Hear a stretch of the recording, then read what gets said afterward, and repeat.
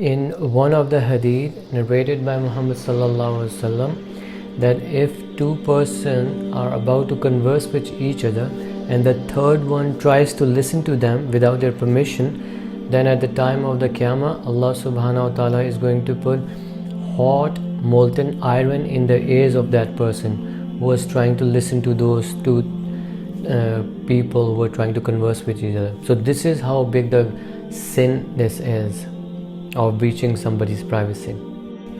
Nowadays there is a problem going on between husband and wife, which is the mistrust between both of them.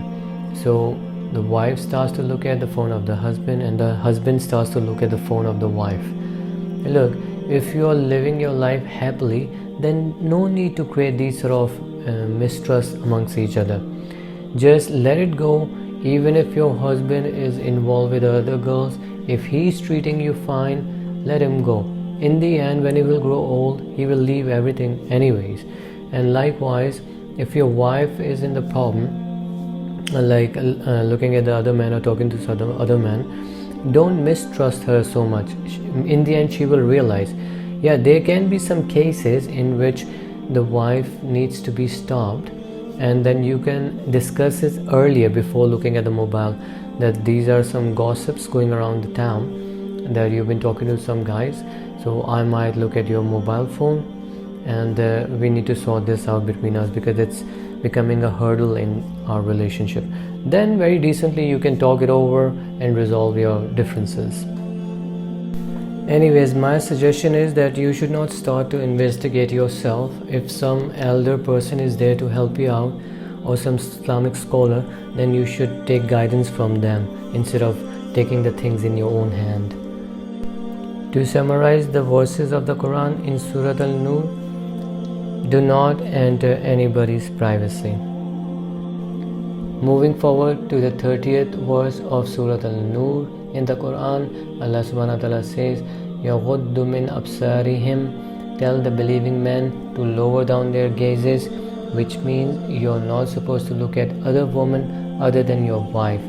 She's the only one you can look at, but unfortunately you don't have enough time and you're looking at all the other women, so you should not do that. And Allah subhanahu wa ta'ala also told the believing women to lower down their gazes. You can only look at the person at the time of necessity, otherwise it is not permissible and prohibited by Allah subhanahu wa ta'ala to look at the men. And in the verse number 31 of Surah An-NUR, Allah subhanahu wa ta'ala has told believing women to cover themselves up. Now I'm going to describe you a little bit about the verse and then I will finish this speech. Allah subhanahu wa ta'ala is telling believing women that they cannot expose their adornment except to their husbands, أو آبائهن, or their fathers, أو آباء بعولتهن, or fathers of their husbands, أو أبنائهن, or their sons, أو أبناء بعولتهن, or sons of their husbands, أو إخوانهن, or their brothers, أو بني إخوانهن, or sons of their brothers, أو بني أخواتهن, or sons of their sisters. These are all mahram relationships. Other than these relationships, the women cannot come in front of any other man. For example, the husband of the sister is also not mahram, and the cousins, they are also not mahram. Nowadays, I don't know what's happening to the trend, but all the cousins are also getting together, female and male, and dancing together. I don't know what's happening in the world, seriously.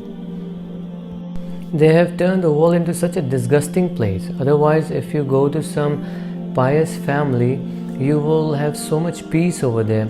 The husband will have confidence in the wife that she does not even come in front of her cousins. Why would she talk to anybody else? And there's so much peace and trust between these families. in order for you to have the harmony in your house, you need to follow the commandments of Allah subhanahu wa ta'ala as a Muslim. You are not a non-Muslim that you can tell yourself, oh, I'm so broad-minded, I don't have any limits, why to cover ourselves up.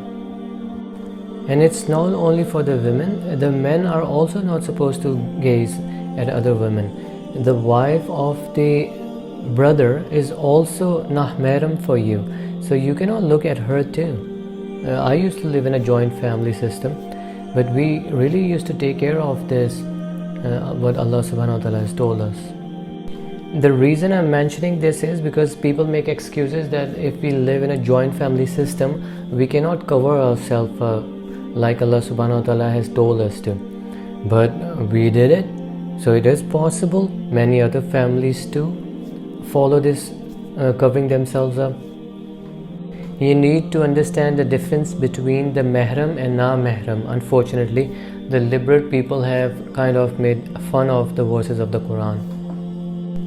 They have merged these things together, which is very wrong.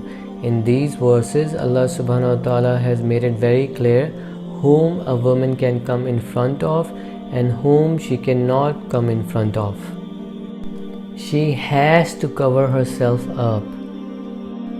And for the men, they need to lower down their gazes. Now I'm going to end up this video by telling you a very important thing, that the father of the husband is mahram for a bride, but she cannot shake her hands with him.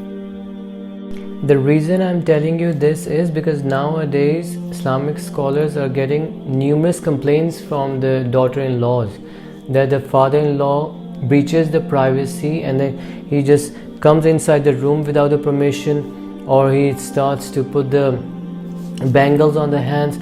So stop these things. These are not permissible in Islam, and especially for the mother-in-laws too. If the daughter-in-law is in the room, you need to lock the room, you need to knock the room too before entering it.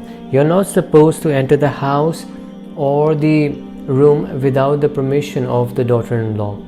So by the verse where Allah subhanahu wa ta'ala says that do not enter the houses of the people without their permission, by that he also means the rooms. You cannot enter the rooms without the permission of the other person too. That is counted as the breaching of privacy. Even the husbands are supposed to inform the wives before they enter the house. They cannot just pop in. So in Sharia it is not permissible to do so. You need to inform the other person. So just imagine if the husband is supposed to inform the wife before entering the house, then why the father-in-law or the mother-in-law are entering without the permission? So in respectful families, these things are taken care of, and they follow these verses of Allah subhanahu wa ta'ala decently. And yes, one very important other thing is, like, even the daughter-in-law should have her own cabinet in which she can put her money, gold, or whatever she owns. But in some of the houses, the parents-in-law, they say, no, you don't need to lock up anything, everything belongs to everybody. This is not correct. Everybody has a privacy and you should respect that. So this was some of the tafsir of Surah An-NUR which I have covered, and the covered topics in this tafsir are fornication or adultery, covering yourself up, and lastly the breaching of the privacy of others. May Allah subhanahu wa ta'ala guide us the same way like He has guided all the prophets. Ameen.